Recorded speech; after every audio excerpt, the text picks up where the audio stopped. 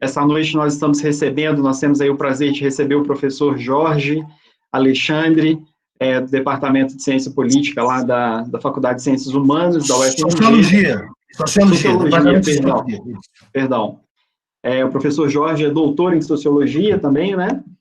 E vai falar um pouquinho para nós hoje sobre essa relação aí da Covid-19 e o contexto político que nós estamos vivendo aqui no Brasil, né? Tão necessário para a gente poder pensar o curso da pandemia aqui, né, no contexto nacional. Quero dar aí também boa noite, as boas-vindas a todos os nossos, digamos, alunos, né, as pessoas que têm nos acompanhado aí desde o início do projeto. Nós temos uma turminha boa aqui, viu, Jorge, que está sempre conosco, inclusive um pessoal do mestrado em Demografia, lá da Federal do Rio Grande do Norte, que tem nos acompanhado, além aqui de alunos da graduação e pós-graduação aqui da nossa universidade, a UFJM, e também alguns professores que estão sempre conosco, né? O povo vai chegando ao longo da noite, né? E aí, então, eu passo a palavra para você e já agradeço mais uma vez aí pela gentileza de estar conosco nessa noite. Ok, obrigado. Eu que agradeço o convite, né? Legal saber que tem gente da Federal do Rio Grande do Norte e da Demografia, porque eu tenho muitos amigos lá. E para uma ex-aluna, grande amiga e colaboradora, que é a Luciana Lima. Né? Luciana palestrou para nós aqui há um mês atrás sobre o projeto dela, né, sobre distanciamento social, né, as análises que ela tem feito. Ela foi minha contemporânea lá na Demografia, na UFMG. Muito bem. Bom, boa noite a todas e todos. Eu foi pedido falar sobre o macroambiente político, né, dessa pandemia, né? Aí nós temos que falar desde o início, porque houve muitas mudanças até agora, né? A coisa está sendo muito dinâmica, né? Por exemplo, a popularidade do governo Bolsonaro está sendo salva, né, por algo que o governo não queria inicialmente, né, que é o auxílio emergencial. Só para dar um exemplo de como esse ambiente político ele é complexo, né? Então, você teve o início da pandemia e você teve um fenômeno interessante, né? Poucos chefes de governo do mundo, né, tomaram uma posição negacionista, né? O presidente da Bielorrússia foi né, da Belarus, né, foi o presidente do México, o presidente dos Estados Unidos, o presidente da Nicarágua e o presidente do Brasil, né? É curioso que aí você tem tanto gente de direita quanto de esquerda, né? Porque Daniel Ortega, da Nicarágua, é um sandinista, né? Então, você tem aí o que talvez seja uma característica comum a todos esses nomes é um forte traço populista, né? Do populismo político, né? Que é uma forma de fazer política. Geralmente com traços muitas vezes autoritários, né? Embora isso varie um pouco. Mas, bem, então, o que foi interessante ver é que, na maioria dos países, os chefes de governo assumiram a posição de combate à pandemia. E essa posição de combate à pandemia deu a esses governos e a esses políticos uma crescente popularidade, né? A popularidade desses políticos cresceu. E, por exemplo, no caso do Brasil e dos Estados Unidos, o negacionismo levou a uma queda da popularidade, né? E é curioso isso, que nos Estados Unidos, geralmente, todo presidente usa uma guerra, né? A guerra contra algo como uma forma de criar coesão, né, e se fortalecer. E até hoje eu confesso que não entendo bem por que Donald Trump tomou a posição que tomou, né? Porque ele se desgastou, ele teve perda de popularidade no ano da eleição. Em vez de ele gerar coesão em torno dele, se mostrar um estadista que era capaz de unir a sua nação, o seu país, ele se postou na posição negacionista e os resultados estão sendo muito ruins, né? Isso no ano eleitoral, né? Porque, por exemplo, no caso do Brasil, com Bolsonaro não era ano eleitoral. Bom, Bolsonaro seguiu o mesmo caminho, no caso dos dois, há um elemento ideológico a explicar por que escolheram esse caminho, mas me pareceu muito arriscado, né? Muito arriscada essa decisão por parte de Trump. Bolsonaro, que tem macaqueado, tem, né, imitado Trump em muitas coisas, saiu imitando em tudo, inclusive na coisa da cloroquina, né? Então, ideologizou essa coisa, né? E aí teve um desgaste político muito forte, tanto lá quanto cá, né?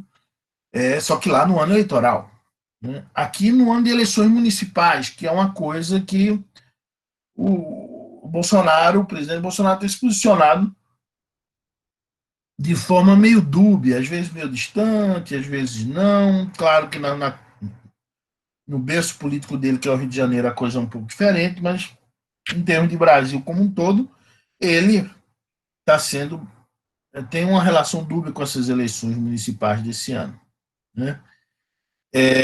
Então, o resultado inicial foi, né, politicamente um forte desgaste, né, tanto para Trump nos Estados Unidos quanto para Bolsonaro no Brasil.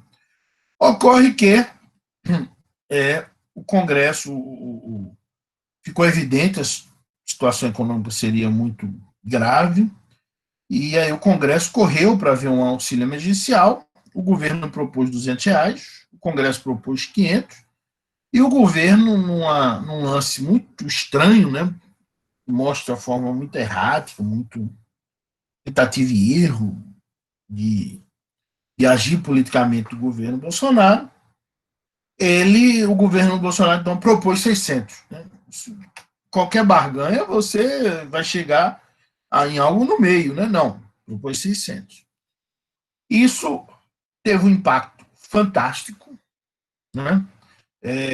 Muito rapidamente, claro, a pobreza medida só pela renda, e aí a gente vê como é efêmera a coisa de medir pobreza só pela renda, mas medindo a pobreza só pelo rendimento, o auxílio emergencial nos levou a uma situação inédita, né? O menor nível de pobreza em 40 anos, né? Desde que isso começou, provavelmente o menor nível de pobreza da história do Brasil, desde que isso começou a ser mensurado. Criando uma situação meio contraditória, né? Porque a economia numa crise profunda, tivemos uma queda de 9,7% do PIB no segundo trimestre, e a população mais pobre, os 40% mais pobres, eu diria que não, o 1% mais pobre mesmo, esse não teve acesso ao benefício, porque você tinha que conseguir um celular, se cadastrar e tal. Essa população, que é muita população de rua, ou uma população extremamente pobre da área rural e tal, não teve acesso. Então, 1%, a PNAD mostra isso claramente, a PNAD Covid, né?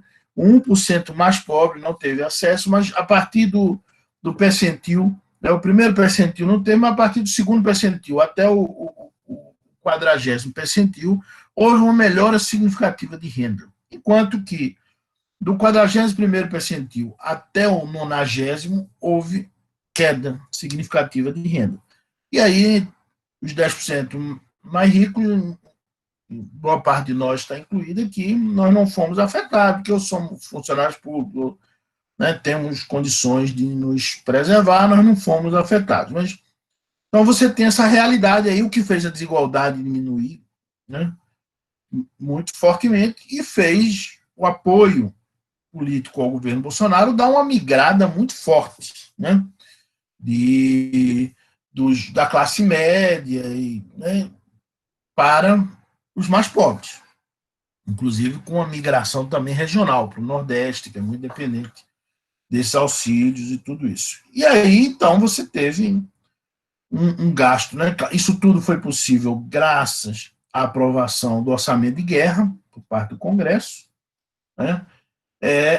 E aí, isso, vamos dizer, o auxílio emergencial, ele anestesiou de boa parte do povo brasileiro, né? Em paralelo a isso, vamos dizer, o apagão administrativo se manteve, né? Nós já víamos na verdade, nós já vimos com sérios problemas econômicos. O Brasil entrou, depois da recessão de 2015, 2016, nós entramos numa situação que Afonso Celso Pastore chamou de depressão, uma situação de depressão, porque não era uma recessão técnica. Agora nós tivemos uma recessão técnica de novo, né? 2 trimestres seguidos de queda. Mas, sim, um ponto importante, para a gente ver também o peso do auxílio emergencial. Países que não tiveram auxílio emergencial na América Latina, como o México e o Chile, tiveram queda do PIB em torno do dobro do que aconteceu no Brasil, né? Aqui foi 9,7%, lá 17%, 18% de queda nesses países. Então, não chega a ser o dobro, mas é uma diferença muito grande. Ou seja, o auxílio emergencial salvou a economia brasileira de um desastre ainda maior e salvou politicamente, temporariamente, o governo Bolsonaro. Só que criou sim, e nós víamos então já com um problema sério econômico, ou seja, as políticas neoliberais não conseguem fazer a economia brasileira crescer, isso não é de hoje, né? Nós já sabemos isso. Vivemos isso nos anos 90, estamos vivendo isso de 2015 para cá, porque começa ainda no último ano do governo Dilma, né?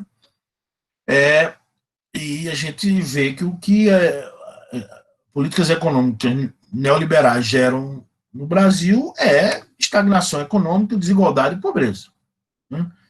De 2015 a 2018, isso eu analisei num trabalho meu que está no GGN, eu tenho uma coluna no GGN, o Brasil teve o mais rápido processo de aumento da desigualdade e da pobreza da sua história, né? 2019 eu não analisei os dados, mas Rogério Barbosa, um ex-aluno que trabalha no Centro de Estudo da Metrópole da USP, analisou com alguns colegas, está publicado recentemente, foi publicado recentemente, a toada continua mais ou menos a mesma. Então, nós tínhamos um ambiente aí de degradação econômica e social crescente, né? Lembrando que antes, né, mesmo no governo Bolsonaro, a mortalidade infantil, vocês são da área, sabem melhor do que eu, a mortalidade infantil voltou a subir no Brasil, que é algo muito preocupante, né? E por aí vai. E, do ponto de vista da administração pública, você tinha um apagão administrativo, né? O meu sogro, que faleceu agora há um mês e meio atrás de Covid, aos 77 anos, um homem que tinha um vigor físico muito forte e tal, aquele caso de morte que dá a impressão de que roubou uns 10 anos de vida da pessoa, porque ele, dizer, esperável seria que ele morresse daqui a 10 anos, né, não agora. Meu sogro me contou que quando se aposentou, em 2009, se não me engano, ele gastou 15 minutos para se aposentar, né? E a gente já vinha, antes da Covid, da pandemia, nós já vínhamos com uma fila de gente esperando há mais de 3 meses para conseguir se aposentar, né, no INSS. E agora, com a Covid, que o INSS fechou e tal, reabriu agora, não sei se vocês viram, reabriu de forma caótica e tal, né? É um desastre, né? E nós já tínhamos um apagão administrativo, esse intencional, no caso do meio ambiente, né? Nós já tínhamos um apagão administrativo na área da educação, né, com o INEP, o desastre que foi o último Enem, que claramente juntou provas, né? Quem conhece a metodologia de teoria e resposta ao item, de TRI, sabe que se você descobriu alguns milhares de provas que tinham nota errada, você tinha que rodar o modelo de novo para todo mundo, né? Porque as observações são dependentes na TRI, né? Isso não foi feito, então houve uma violação da metodologia, vamos fazer. Então, você vinha tendo apagões administrativos um atrás do outro, e já indicativo na área da saúde. E aí, com a pandemia, o da área da saúde foi um desastre, né? Você tem uma pandemia dessa e o Ministério da Saúde não gasta os recursos que o Congresso disponibilizou para combater a pandemia. Né? Os recursos não foram gastos. Nós não temos ministro da Saúde, nós temos um jumeral, eu chamo de jumeral, porque que um general que foi comandante, né, um general de 4 estrelas, foi comandante do Comando da Amazônia, e que diz que o norte e nordeste do Brasil tem um clima que segue o clima europeu, é filho de uma jumenta, né? Ou de um jumento. Né? Então, por isso que eu chamo de jumeral. Nós temos um jumeral no Ministério da Saúde que é uma nulidade, que não está fazendo nada e tal. E aí nós tivemos esse genocídio, que já vai para mais de 130 mil pessoas, mas que não está tendo o impacto político que nós esperávamos. Né? E que eu acho que quem melhor explicou isso, né, foi aquela jornalista que escreve no É o País, a Eliane Brum. Né? Porque, primeiro, eu acho que há esse elemento de que o auxílio emergencial anestesiou os brasileiros. Segundo, eu acho que tem esse ponto que ela colocou, por exemplo, né, de que para a maior parte da população brasileira é até absurdo você perguntar, né, se o presidente tem responsabilidade sobre a morte das pessoas, porque o presidente vai ter responsabilidade sobre a morte de uma doença, né, que as pessoas já estão muito acostumadas com a morte e tudo isso. Então, seja lá o que for, o fato é que o genocídio doloso, né, que há dolo, não é só culpa, foi intencional, né, das falas do presidente, você viu que o presidente queria que as pessoas morressem logo tal, para criar a chamada imunidade de rebanho, ou imunidade coletiva, para acabar logo com isso, e a vida que segue, recuperar a economia e tal. Então, por várias razões, há indicações de que é um genocídio doloso, né, que há dolo, não está tendo o impacto político que se poderia imaginar. Né? Então, por quê? Porque a questão está sendo fundamentalmente econômica. Então, isso eu mostro num outro artigo que eu escrevi também, usando dados do Instituto de Pesquisa Quest, que justamente quem teve ganhos de renda, o presidente teve aumento na sua avaliação. Quem teve perda significativa de renda, o presidente teve queda na sua avaliação. Então, sendo assim, né, eu acho que é absolutamente racional se esperar o seguinte, que daqui para frente a situação política vai se transformar completamente. Né? Por que vai se transformar completamente? Né? O presidente tem mostrado uma capacidade política impressionante. Certo? E marketing, principalmente. Se na questão administrativa é um desastre, né? Na questão da capacidade de uma certa articulação política e do marketing político, é um estrondoso sucesso. Por exemplo, ontem à noite, né? Se eu não me engano, foi ontem à noite o tal vídeo, ele conseguiu transformar uma derrota numa vitória. Claro que uma vitória muito temporária, efêmera, mas naquele momento conseguiu, que foi, ele desistiu de fazer o Renda Brasil, que para mim é uma capitulação, ao contrário do que alguns jornalistas vão dizer, eu acho que é uma capitulação muito grave, muito séria, mostra que ele realmente está perdido, sem saber, está no mato sem cachorro, está numa sinuca de bico. Né? E ao capitular, né, ele pega as manchetes do jornal, acho que foi ontem de manhã, logo cedo isso, né? Ele pega as manchetes do jornal e vai mostrando, olha aqui, estão dizendo que eu vou cortar da aposentadoria, isso é tudo mentira, é um assessor meu que vem a falar isso, eu dou cartão vermelho, e ele pegou jornal por jornal, órgão de imprensa por órgão de imprensa, e peitou, e ele saiu muito bem naquela. Né? Só que essa vitória, essa pequena batalha batalha vencida por ele esconde uma guerra que ele está perdendo. E qual é essa guerra que ele está perdendo? É de que o auxílio emergencial já está sendo reduzido agora para R$300, né? E depois vai ser para nada, porque o orçamento já foi entregue, não há previsão nem de aumento do Bolsa Família, nada, não há de onde tirar o dinheiro. O orçamento de guerra acaba em dezembro, né? E eu imaginei que ele fosse tomar uma posição política forte, ou para conseguir a renovação do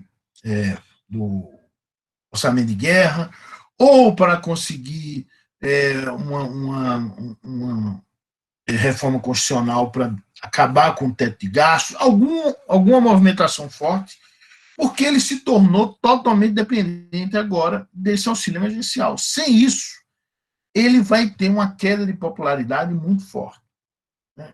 E aí, está claro que não vai ter, né, nem algo como seria aquele Renda Brasil, nem um aumento significativo no Bolsa Família, nada.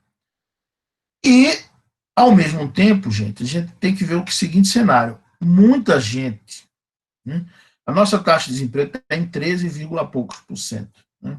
Ela subiu pouco do início da pandemia para cá, menos de 3 pontos percentuais, né? Com o baque que foi na economia, né? Por quê? Porque, pela primeira vez na história do Brasil, a gente tem menos de 50% da população economicamente ativa trabalhando ou querendo trabalhar, né?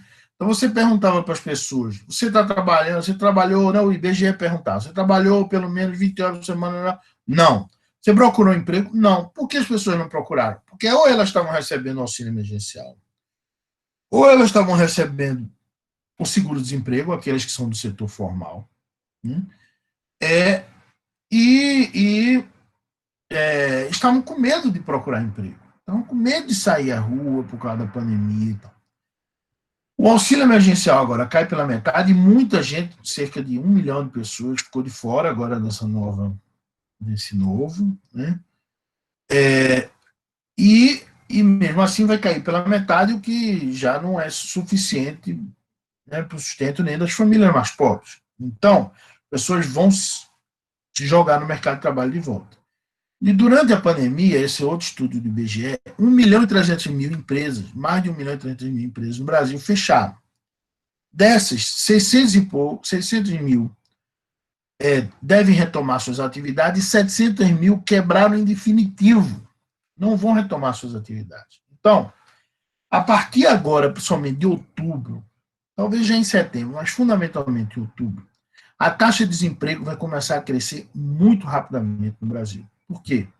Porque o seguro-desemprego também vai acabar agora, né? Ele dura 5 meses para aqueles que têm mais de 1 ano de carteira assinada no mesmo, né? Eles duram 5 meses. Então, a maioria dessas pessoas que estavam no seguro-desemprego, né, foi demitida ali em março ou abril, digamos que foi demitida em abril, então ela tem maio, junho, julho, agosto, setembro. Em outubro, ela tem que voltar para o mercado de trabalho de todo jeito, né? Então, a partir de outubro, em particular, a taxa de desemprego no Brasil vai crescer muito fortemente. E também quem recebe o auxílio emergencial se lança. E aí você tem esse elemento microeconômico, você tem que 700 mil empresas desapareceram. São empresas, coloque aí um número de 3 empregos por empresa, são mais de 2 milhões de empregos que não vão existir mais, né? Fora o fato da demanda reprimida em vários setores e tal. Então, a situação é muito complicada do ponto de vista do mercado de trabalho, né? E, ao mesmo tempo, em função da demanda externa, em função da depreciação do real e em função do aumento do consumo de comida por causa do auxílio emergencial, houve um choque de consumo, né, de comida no Brasil. E isso gerou uma carestia ou uma inflação de comida. É temporária, mas, por exemplo, a própria ministra a própria ministra da Agricultura disse que isso só a partir de fevereiro vai conseguir começar a ser resolvido no Brasil. Então, você vai ter muita coisa ruim acontecendo ao mesmo tempo. Nós vamos ter um Natal muito ruim no Brasil.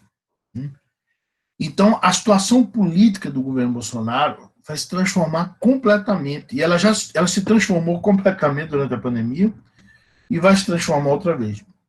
E aí, talvez, com uma má vontade muito grande, vai vir por causa da questão econômica, as pessoas comecem a olhar, puxa vida, e tudo isso ainda teve esse genocídio de 100 e tantas mil pessoas mortas, porque já caiu, né, felizmente caiu significativamente a média móvel de mortes, mas ainda está no patamar de algumas centenas. Isso durando mais, né, nós ficamos 3 meses com a média móvel acima de 1.000, né, mortes diárias.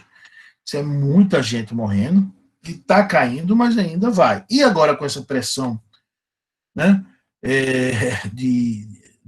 da direita liberal, né, você vê aí a presidente do Instituto Ayrton Senna, a irmã dele lá, que eu esqueci o nome dela, o primeiro nome dela, pressionando, dizendo que a volta às aulas não terá nenhum impacto sobre a pandemia.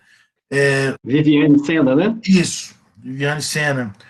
A deputada Tabata Amaral foi ao Ministério da Educação hoje pressionar o ministro pela volta às aulas, né? Ligada à Fundação Lema. Então, essas fundações educacionais estão começando a pressionar agora pela volta às aulas. E, se houver uma abertura generalizada de volta às aulas, nós vamos ter uma volta do crescimento da pandemia. Isso não tem a menor dúvida. Basta ver o que aconteceu em Manaus, basta ver o que aconteceu nos Estados Unidos, né?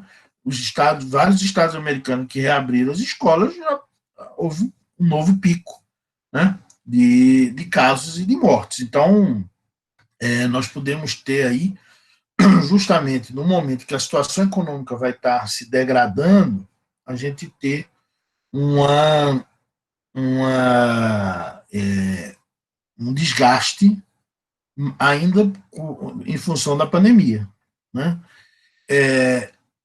E então muita gente tinha expectativa de que o presidente Bolsonaro sofresse o impeachment durante esse processo. Eu nunca acreditei, porque eu achei que ia ser muito difícil o Congresso que tivesse vontade de fazer. E aí, um lado que o presidente mostrou de astúcia política foi quando ele viu a situação dele se tornar muito delicada, quando ficou evidente as ligações dele, a situação dele com Queiroz, né? Ficou claro para todo mundo que ele é corrupto, a família dele é corrupta, que eles têm um esquema clássico, tradicional de corrupção usando verba de gabinete, né? A família sempre se financiou com verba de gabinete. Ele fez um movimento que foi muito estratégico, né? Que foi a busca do Centrão. Então, ele se calcou politicamente de duas formas, com dois pilares bastante fortes, né? Que são que é o Centrão, né? E os militares, né? Deu prestígio, deu poder, deu dinheiro, que é o que eles mais querem, né? O estamento gosta mesmo de dinheiro, né? De privilégios, encheu de privilégios, de benefícios e tal, e ocorreu justamente que os militares, né, dão um apoio significativo para ele. Então, ele usa os militares, inclusive, usou várias vezes agora durante a pandemia, para ameaçar a sociedade, né? E ameaçar os políticos, ameaçar o sistema de justiça, ameaçar todo mundo, né? Então, ele se calcou aí. Eu acho muito difícil que ele sofra um impeachment, né? Mas acho que ele vai chegar muito desgastado em 2022 por causa da questão econômica e do apagão administrativo. Então, você vai ter ao mesmo tempo, né, os números da pandemia, o apagão administrativo voltando a aparecer, porque o mundo, as coisas estão voltando a funcionar e a situação, particularmente no caso do INSS, eu acho que isso vai ser muito sério, né? Você vai ter uma volta de uma demanda reprimida do SUS, né? De muita gente que deixou procedimentos para depois, por causa da pandemia, você vai ter um aumento muito grande de demanda e ao mesmo tempo, o SUS com dificuldade de financiamento muito séria, né? Então você vai ter muita coisa ruim ao mesmo tempo, a partir do final desse ano e principalmente no início do ano que vem. Eu acho que o quadro político vai ficar muito complicado, né? E acho que o presidente Bolsonaro vai chegar numa situação muito difícil para o seu processo de reeleição em 2022. Né? Acho que não sei quem vai enfrentá-lo. Né? Hoje, o segundo colocado nas pesquisas é o ex-juiz e ministro Sérgio Moro, né? Que eu particularmente acho uma opção até pior do que Bolsonaro. Né? Acho que é uma figura, eu tenho essa narrativa teórica que eu tenho construído, de que o golpe de 2016 no Brasil foi um golpe estamental, né, liderado pelo estamento político. Eu faço um certo paralelo entre o juiz Moro, então o juiz Moro, e um filho de Diamantina. Né? Eu acho até que João Francisco Meira está nos assistindo aí, me disse que era um sobrinho dele, que era o general Olímpio Mourão Filho. Né? O golpe de 64 foi iniciado por um general que não teve muito espaço, né, no governo pós-golpe. Né?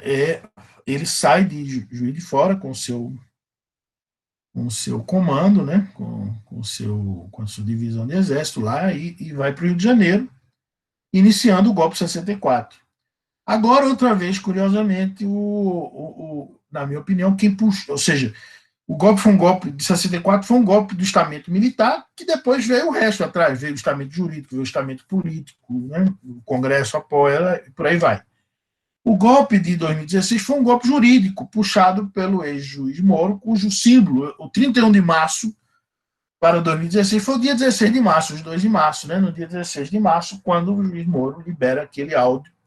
Né? Primeiro, grava de forma ilegal a presidenta, depois libera de forma mais ilegal ainda, né? Reconhece a ilegalidade, mas diz que o povo precisava saber. Né? De um áudio que, no fundo, não tinha nada ali, mas com a imprensa, né, fazendo a interpretação absurda. E aí o judiciário participa, porque, por exemplo, o próprio juiz, o ministro Gilmar Mendes, que hoje é um anti-lavajatista, ele proibiu a posse do presidente Lula naquele momento, reconhecendo, dando legalidade a um ato ilegal, né? Totalmente ilegal. E por aí vai. Então, o estamento jurídico puxa o golpe de 2016 e depois o resto vem atrás, inclusive os militares, né? Que participaram, como por exemplo em 2018, claramente mostra a adesão dos militares quando o general Vilas Boas, então comandante do Exército, ameaça o Supremo Tribunal Federal quando o julgamento do habeas corpus do presidente Lula. Ele ameaçou o Supremo com um golpe. Né? E nada aconteceu, mostrando que a nossa. Se nós já tínhamos uma democracia frágil, hoje nós vivemos uma proto-democracia. Né? Nós não podemos dizer que o Brasil hoje vive num regime democrático. Né?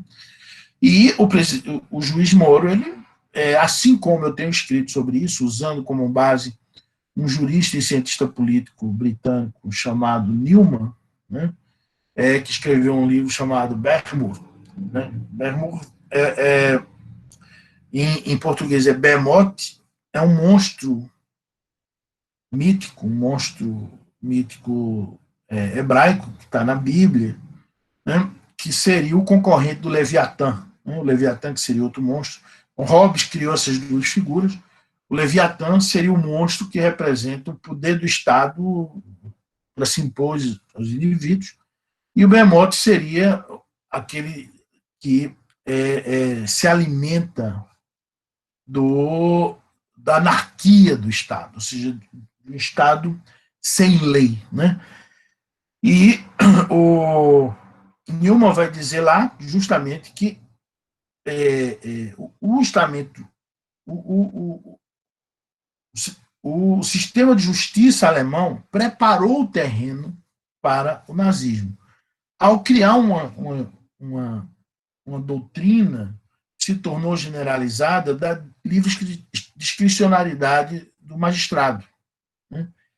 E isso a gente viu no Brasil, ou seja, o Brasil hoje é um país sem lei, onde você tem um juiz da Lava Jato, como o juiz Marcelo Bretas do Rio, que diz que no gabinete dele o que a principal referência é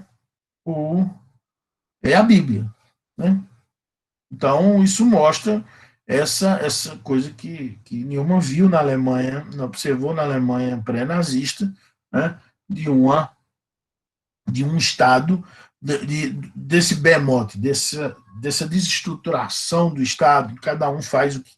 Né? Se você tem. Todos aqueles que têm poder fazem o uso, algum tipo de poder do Estado, eles fazem uso extremo desse poder e você cria uma situação de conflito de poderes o tempo inteiro, as instituições sendo estressadas o tempo inteiro e tal.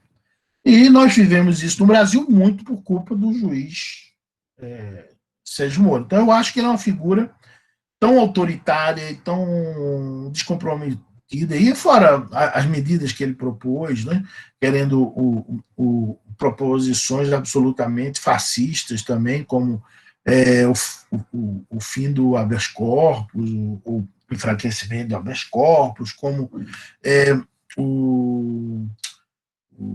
meu Deus, ilicitude, o que não geraria culpabilidade para o agente público que mata em determinadas circunstâncias, tal, ele não seria nem investigado. Né? Esqueço, excludente de ilicitude, obrigado, José Nunes. Excludente de ilicitude, né? Que são proposições fascistas. Então, hoje o campo da direita está dominante na política brasileira. Houve um deslocamento claro do centro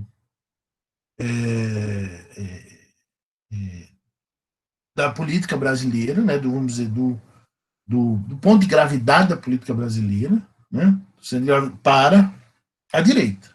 Isso está claro. Mas, como dizia um mineiro, né, político velho mineiro, aquele que era careca, né, que foi um dos golpistas de 64, que era governador de Minas na época, vocês vão lembrar o nome, o que era dono do Banco Nacional, como era o nome? Pinto, era Magalhães Pinto, isso. Obrigado, Chico. Como dizia Magalhães Pinto, política é como mais novo, né? Você olha, uma hora está de um jeito, outra hora está de outro. Então, as coisas podem mudar daqui para as coisas podem mudar daqui para 2022 e podem mudar mesmo, né? Eu particularmente acho, tenho feito meu último artigo no GGN sobre isso, eu acredito que nós vamos ter, a partir agora, quando o Brasil entrar no abismo econômico, que eu acho que inexoravelmente vai entrar, nós vamos ter, eu acho que muitos da imprensa repercutiram nessa direção, que eu concordo, que o 7 de setembro, que inclusive um jornalista do UOL, que tem uns vídeos, ele disse que o 7 de setembro desse ano vai inaugurar o 7 de setembro desse ano vai inaugurar inaugurou, os historiadores do futuro vão dizer que o 7 de setembro desse ano vai inaugurar isso, esse artigo aí mesmo. Não, isso é outra coisa, desculpa. Isso é a live de ontem. Mas o que vão ter visto o 7 de setembro desse ano como inaugurando a campanha eleitoral de 2022. Né? Eu acho que é isso mesmo, porque o presidente Lula fez um discurso forte e interessante no 7 de setembro, e o presidente Bolsonaro fez um pronunciamento oficial muito esquisito, porque muito formal, ele parecia fora do lugar, né? Muito artificial, muito na defensiva, enquanto que Lula estava na ofensiva. E eu acredito que o abismo econômico vai trazer discurso de volta para o presidente Lula, e que agora vai vir com uma posição, metafísica normativa, isso aí, vai vir com uma posição muito mais próxima do neopopulismo latino-americano do que da social-democracia que o PT praticou durante muito tempo, desde a Carta aos Brasileiros de Lula, no final, na campanha de 2002. Então, acho que o cenário vai mudar muito e eu acredito que em 2022 nem o desafiante da extrema-direita, né, que eu acho que o candidato da extrema-direita vai ser Bolsonaro, eu acho que ele não vai abrir mão disso, né, o desafiante da extrema-direita não virá nem do centro, como muitos estão pensando, e até talvez o próprio Bolsonaro pense isso, nem da direita também, como seria Sérgio Moro. Eu acho que vai vir de novo do lulismo, né? Ou o próprio Lula, que eu acho muito difícil que ele consiga reverter a condenação para ser candidato,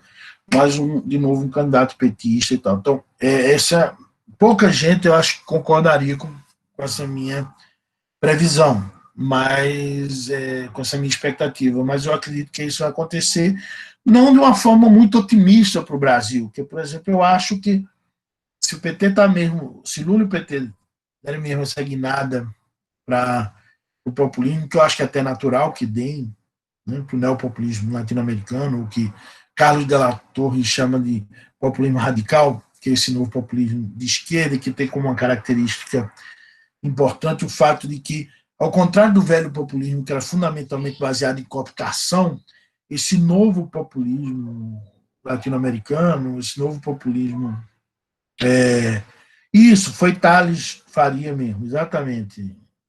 Quem colocou aqui, não vi quem foi. Thales mesmo coloca isso e ele tem um vídeo falando sobre isso. Né? Esse neopopulismo latino-americano, ao contrário do velho populismo, que era uma relação fundamentalmente de cooptação, ele tem uma relação de participação social, ou seja, ele tem uma ligação, ele tem elementos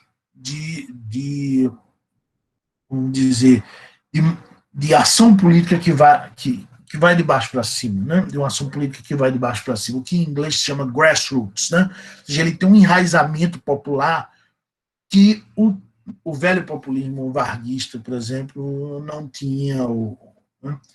Então, eu acredito que por que é mais ou menos natural, na minha opinião, o PT está dando essa guinada para o neopopulismo e se afastando do modelo social-democrata? Porque ele não tem mais incentivo para ser social-democrata. Ou seja, ele jogou dentro do jogo, ele valorizou as instituições como ninguém, até de forma exagerada, porque terminou alimentando um poder estamental, como, por exemplo, com essa coisa de nomear o mais votado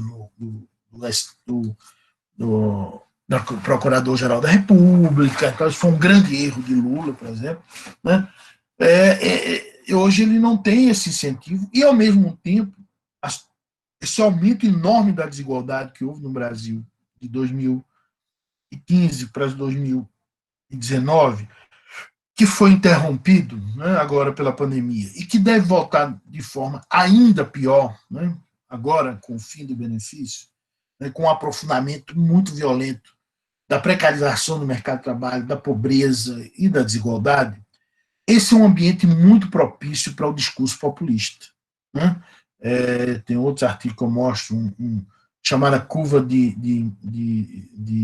Gatsby, The Great Gatsby Curve, que mostra a relação entre desigualdade de fluxo e desigualdade de estoque e como países com alta desigualdade que estão lá na ponta teriam maior propensão para o populismo. O Brasil fica mais lá em cima. Ou seja, aí não é de hoje também eu vi uma entrevista de 2000 ou 2001, né, de Hobsbawm, prevendo que o Brasil seria um dos países mais propensos no novo século ao populismo e tal. Então eu vejo esse ambiente é um ambiente muito propício para o discurso populista, que eu acho, né, que o próprio Lula não teria maiores dificuldades de assumir um pouco essa figura, né, de uma coisa, né, ele tem esse elemento do carisma e tal, que pode assumir uma figura de caráter meio mítico também, como o Bolsonaro conseguiu construir para ele, né? Chico Meira, que está nos assistindo aí, falou um dia desse no grupo do WhatsApp que a gente participa, uma coisa interessante, que o Bolsonaro conseguiu construir a figura mítica dele, inclusive com essa coisa de que tem o corpo fechado, né? Ele não morreu da facada, se é que houve, né? Tem gente que acho que nunca houve. Agora ele adoeceu de Covid e não teve nada, porque ele é o forte, porque, ou seja, ele é o heróico, ele é o bravio, ele é viril, ele criou uma figura mítica, né? E Lula também tem né, a sua figura mítica. Eu acho que, sendo Lula candidato ou não, mas é ele que vai, o espírito dele vai estar ali, né? 2022 será um embate entre dois mitos, um de direita e um de esquerda, né? Dois mitos com um discurso com fortes elementos populistas, né? O que não é bom para o Brasil. Nós não sonhamos isso para o Brasil. Né? Mas o golpe de 2016 nos levou a isso, né? A essa situação. E a gente vê que realmente a classe política, né, não tem nenhum compromisso com, né? Você vê como a classe política brasileira, mesmo antes da vitória e da posse de Bolsonaro, desde a posse de Temer, vem desmontando a Constituição de 88, vem desmontando a CLT. Então, você tem hoje um, um, um estamento político que realmente está comprometido mais com o aumento da desigualdade no Brasil. Então, eu acho que tudo isso é um desincentivo a Lula e ao PT, por exemplo, pensarem em assumir de novo uma postura mais social-democrata, institucional, como fizeram anteriormente. Então, acho que é esse cenário que nós vamos ter para 2022, embora muita gente ache que provavelmente pensa de forma diferente, acha que não, que talvez surja aí, que 2022 venha a ser o ano para surgir uma grande figura do centro, no centro do espectro político, né? Na centro-direita, provavelmente, um Luciano Huck, ou mesmo um João Dória, algo assim. Eu acho muito difícil. Eu acho que essa crise, esse abismo econômico que nós vamos entrar a partir de agora, vai fazer a ligação direta com o que a gente vinha tendo antes. E todo mundo que participou desse processo de 2016 para cá, assim como ficou numa situação complicada em 2018, acho que vai ficar de novo. Acho que esse pessoal do centro do espectro político não vai ressurgir forte no Brasil, né? Então, esse é o cenário que eu vejo para o futuro próximo. Um cenário muito difícil, gente, muito difícil. A área social vai ficar totalmente subfinanciada, né? Houve cortes no orçamento, fortes cortes no orçamento da educação, principalmente para as universidades. Houve forte corte no orçamento da saúde, tudo isso. Então, tudo isso para aumentar o orçamento dos militares, né? Em parte. Então, acho a situação muito, muito difícil que nós vamos passar até 2022. E depois, se outra pessoa que não vem da extrema-direita for eleita, serão muitos e muitos anos para a reconstrução do Brasil, porque o Brasil vai sair desse processo muito destruído.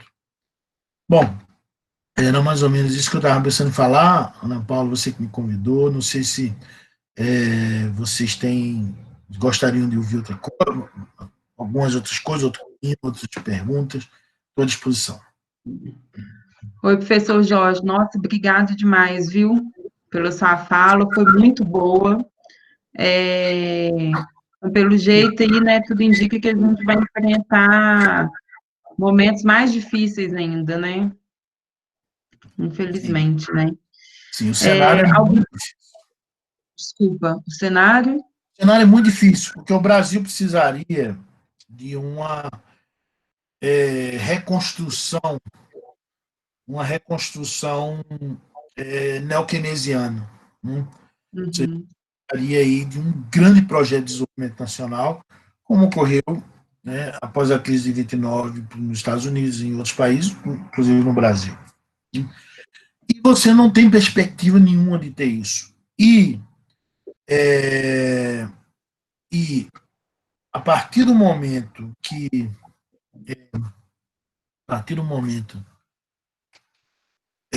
por exemplo, o presidente Bolsonaro ontem recuou na coisa do projeto Renda Brasil, eu acho que ele mostrou que ele não consegue vislumbrar uma saída. Uhum. E, assim, já está muito tarde para essa saída. Não dá mais tempo. Isso tinha que ter sido feito. Por exemplo, se tivessem feito medidas para aumentar o consumo no Brasil o ano passado, o Brasil tinha sido salvo. Primeiro ano do governo Kirchner, de Néstor Kirchner, a Argentina vinha de uma crise tremenda, pior do que a brasileira, quando o Bolsonaro pega. O primeiro ano de governo Kirchner, ele conseguiu um aumento do PIB de mais de 8%. Por quê? É muito fácil um novo governante, com uma economia que está lá embaixo, uma economia que está lá embaixo, ela tem muita capacidade ociosa, ela tem muita gente desempregada, ela tem muita máquina parada, ela tem muita capacidade de gerar produção, certo? Sem precisar de investimento. Então não precisa nem de confiança. Uhum. O que acontece? Ele simplesmente fez medidas para aumentar o consumo, ele criou um ciclo virtuoso de crescimento de 4 anos.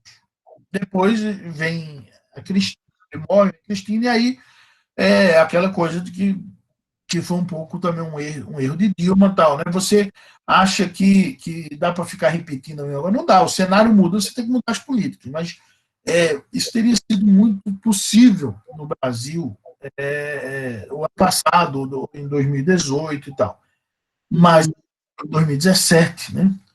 Com Temer, mas agora é tarde, entendeu? Depois dessa situação ficou muito, muito difícil. Então, eu acho que não tem saída, não tem saída. O ano que vem será um ano, nós já vamos ter um Natal muito triste, né? Outra coisa, que até Chico Meiro está aí também, me lembrou uma conversa para trás, um outro detalhe, que uma coisa importante que tem no final do ano, que gera consumo, que é o 13º, né? O 13º dos aposentados já foi pago. Eles já receberam, os aposentados já receberam. E muitos já gastaram, porque gastaram para ajudar familiares que estavam desempregados. Então, vai ser uma renda menos. Nós vamos ter um final de ano muito ruim e um ano de 2021 péssimo. Tá? Nós já estamos fazendo perguntas aqui.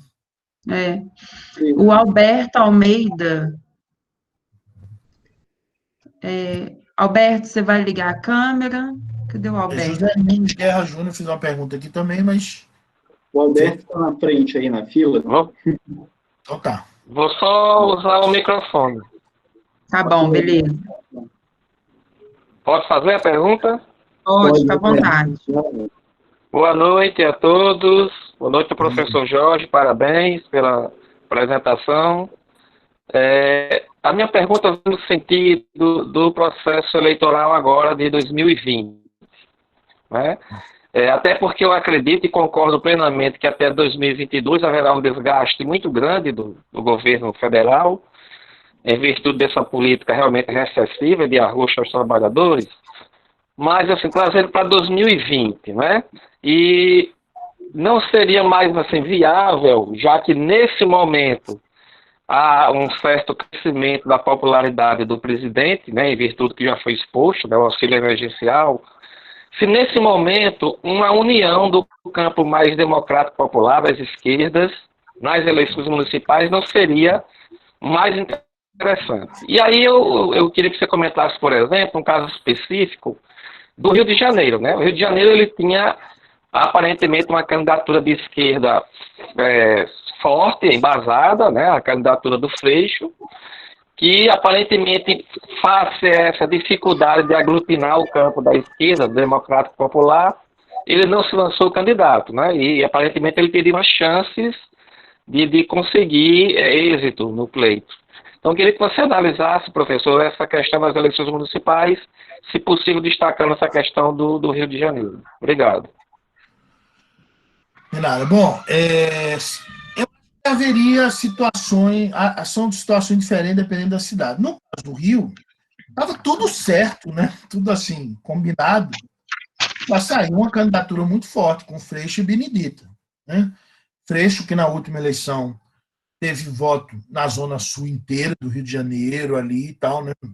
O PSOL, tirando figuras, por exemplo, como Marielle, que faleceu, e algumas outras.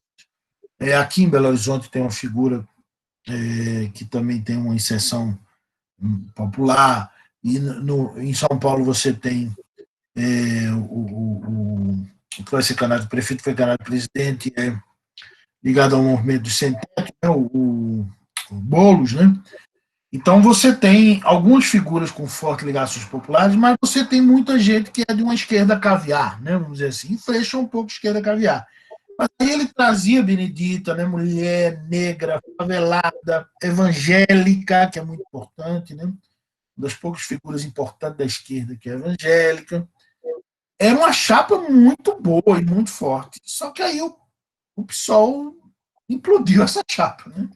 O PSOL implodiu a candidatura Freixo, sei lá, ele, uns dizem que foi ele que deu uma de primadona também e tal. Eu sei que a coisa degringolou. Então ali era um caso, né, muito bem sucedido, muito com boas perspectivas. Então eu acho que em alguns lugares isso deveria. Agora, nós temos que entender também que há um elemento novo que cria dificuldades para as alianças esse ano. Aliás, dois elementos. Primeiro, é o fim das coligações proporcionais. Então, isso gera um incentivo para que todos os partidos tenham seu candidato para poder aumentar a chance de eleger uma bancada maior no legislativo. E o segundo é a crescente exigência, ou seja, a última reforminha política que houve, que foi muito boa, né? A crescente exigência de cláusula de desempenho. Então, por exemplo, o PCdoB está numa situação muito difícil. A probabilidade do PCdoB desaparecer é muito grande, né?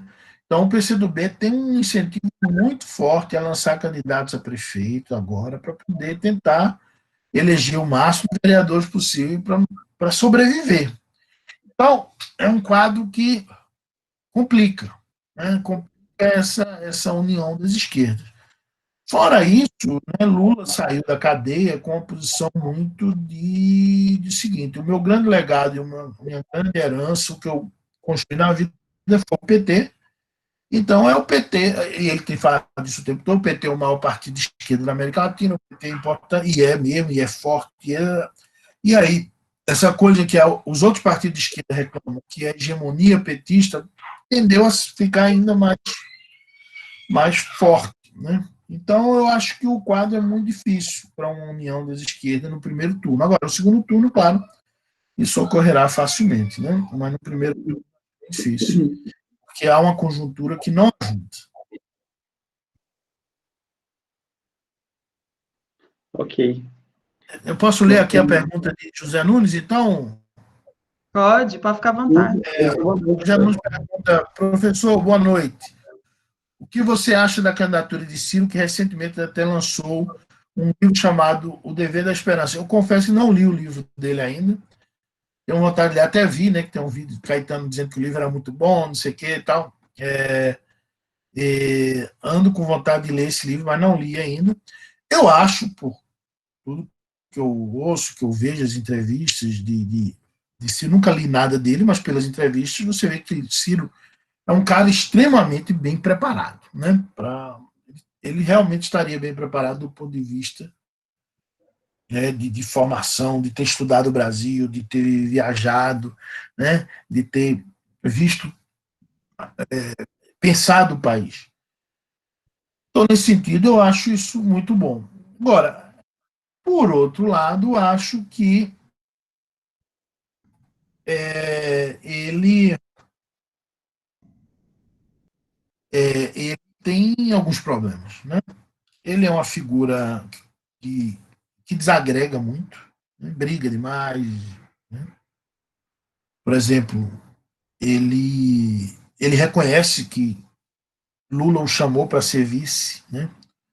Na chapa seria Lula candidato a presidente e Ciro vice, e Lula sendo impedido, ele disse: você vira candidato a presidente e Haddad vai ser seu vice.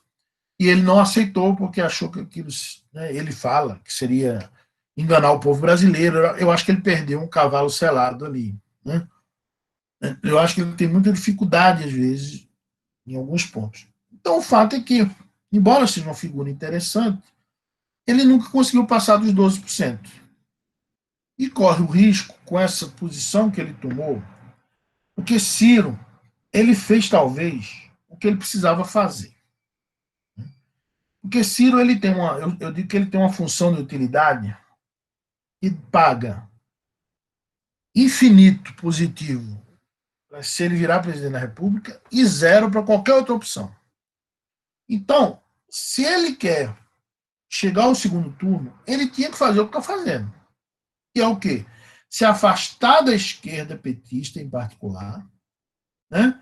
Porque ele não precisa se mostrar um contraponto com o Bolsonaro, por exemplo, porque as pessoas já sabem que ele é um contraponto ao Bolsonaro. Ele precisava se afastar da esquerda e do PT e tal. Então ele tem que ficar batendo no PT e tal.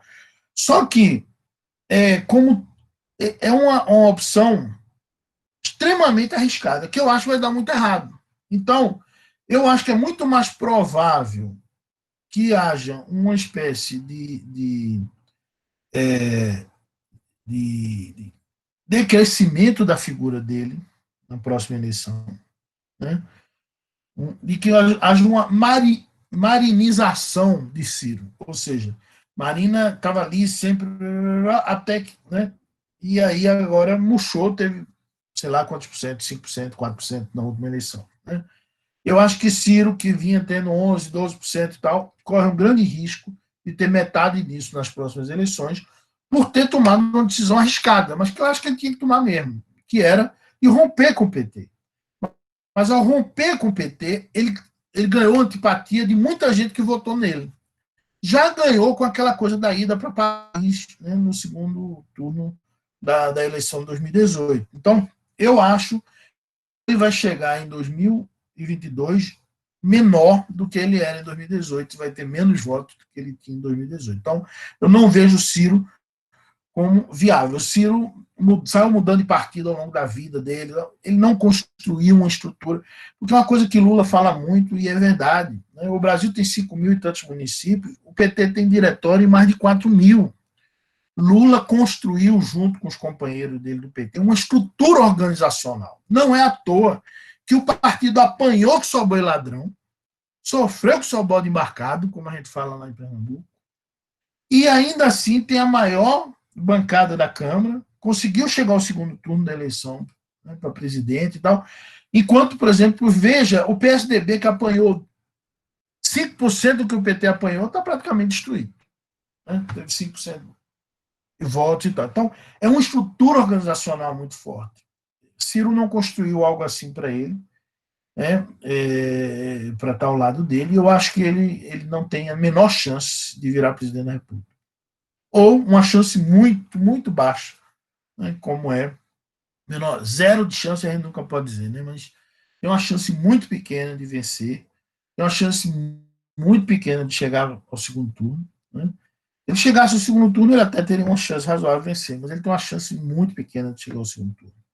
E isso é consequência de uma escolha também que ele fez, mas que, se ele não tivesse feito, ele também não chegaria, ele teria uma chance melhor, mas também não chegaria. Então, ele tinha que fazer o que está fazendo. Só que o desgaste vai ser muito grande, eu acho.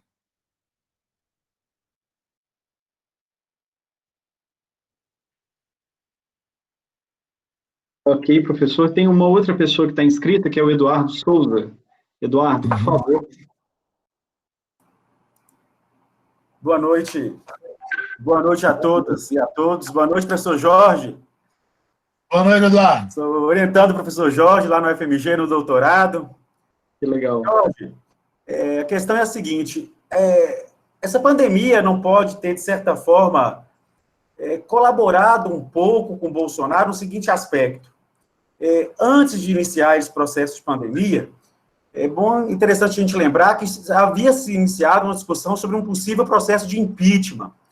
O caso Queiroz estava explodindo. Questão das rachadinhas, idem. Havia crise entre os três poderes, causada principalmente pelo governo Bolsonaro. O que Bolsonaro fez? Culpabilizou prefeitos e governadores, transferiu responsabilidade, e assim ele conseguiu lucrar com a ordem ou com o caos, né? Mas vamos lembrar também que havia um baixo crescimento econômico já desde o ano passado, quer dizer, não é culpa da pandemia. Mas acontece o quê? Essa pandemia pode ter mascarado todos esses problemas. Pega, por exemplo, o auxílio, né, que o governo concedeu. O governo propôs 300, foi o Congresso que propôs um aumento. 200. Pois o Congresso que propôs um aumento, mas Bolsonaro capitalizou. Aí você cita durante a palestra que 700 mil empresas estão fechando. Não é possibilidade também do Bolsonaro culpar a situação por causa da pandemia e sair aí numa situação talvez melhor do que estava devido a essa condição que foi criada, condição sanitária? Eduardo, eu acho isso extremamente improvável. Na literatura de sociologia política e de ciência política, seria uma revolução, né? Porque não há precedente disso, né? Nesse momento, com o auxílio emergencial, ele está conseguindo surfar uma onda, mas é uma onda que vai passar daqui a pouco, né? Em qualquer lugar do mundo, o chefe de governo é responsabilizado por grandes problemas econômicos. Então, ele não vai conseguir. É verdade que, temporariamente, sim, essa é uma coisa que eu não coloquei, né? A popularidade dele cai, depois sobe. Aconteceu o contrário com a dos prefeitos e governadores. Subiu e agora caiu, né? Mas, por exemplo, ainda assim você vê Calil aqui em Belo Horizonte, como ele, tudo indica, vai ganhar no primeiro turno e tal. Os prefeitos ainda estão fortes. Então, ele está surfando uma onda que é totalmente temporária, Eduardo. Essa onda não vai durar. Quando a desgraceira econômica vier, o anestésico vai passar e a ressaca vai ser violenta.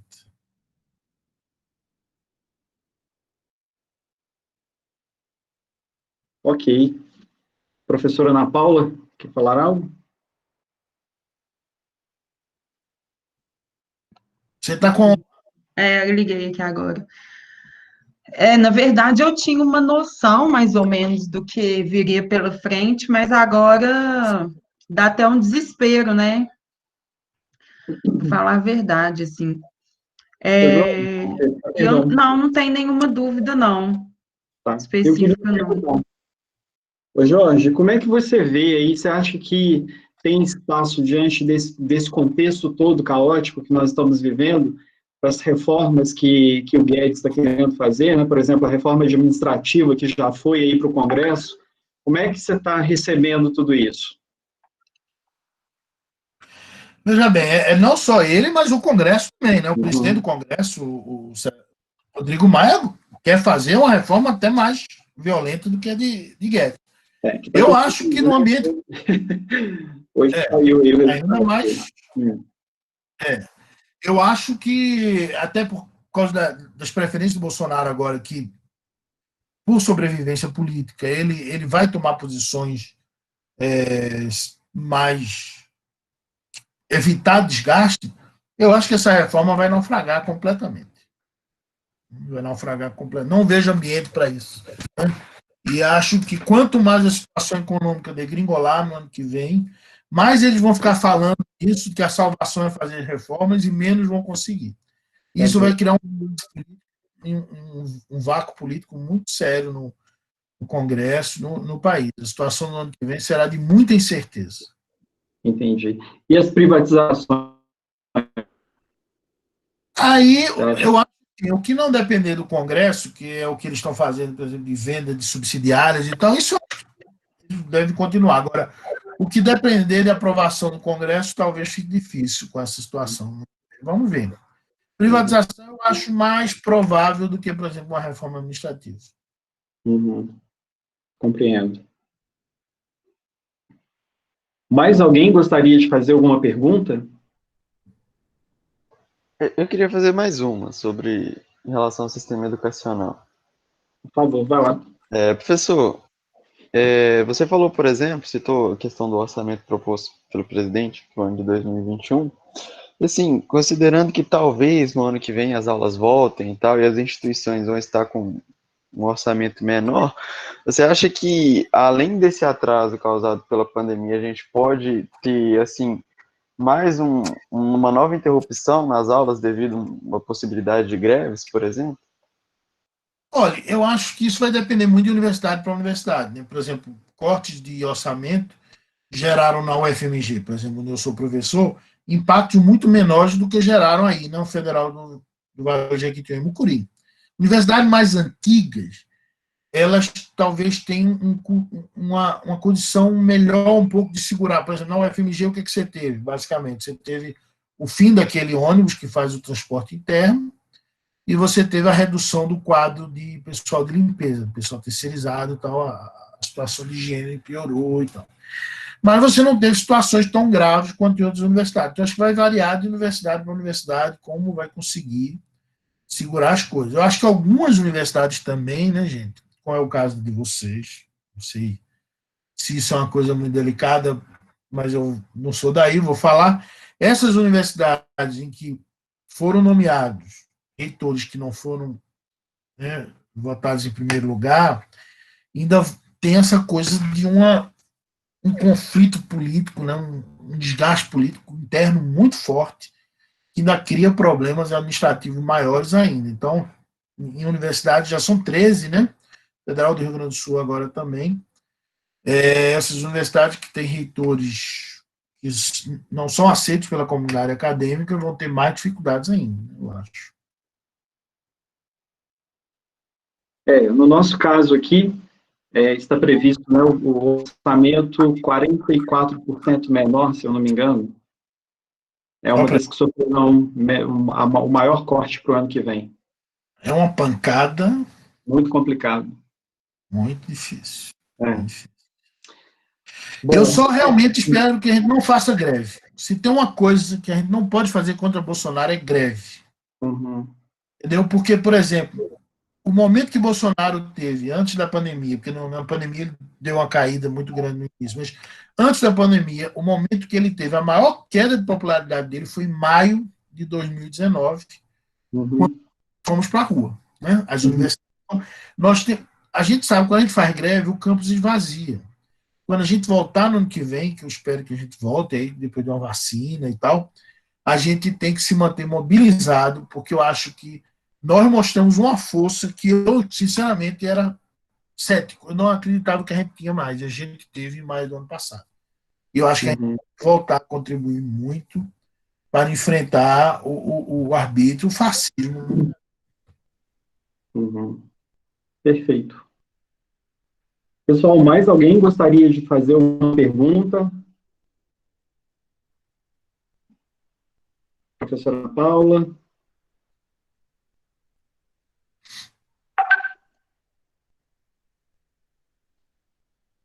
Olá?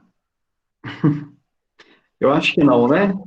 Então, eu gostaria de agradecer mais uma vez aí o professor Jorge Alexandre Neves, que esteve conosco nessa noite. Muito obrigado, professor. Foi um prazer. Obrigado também. Foi um prazer. Muito legal. Espero que em breve nós possamos estar juntos, né? Se Deus quiser. Presencialmente, né? Então tá bom, pessoal. Muitíssimo obrigado. Boa noite a todos. E até semana que vem com mais uma palestra do nosso projeto. Boa noite. Boa noite, pessoal. Tchau.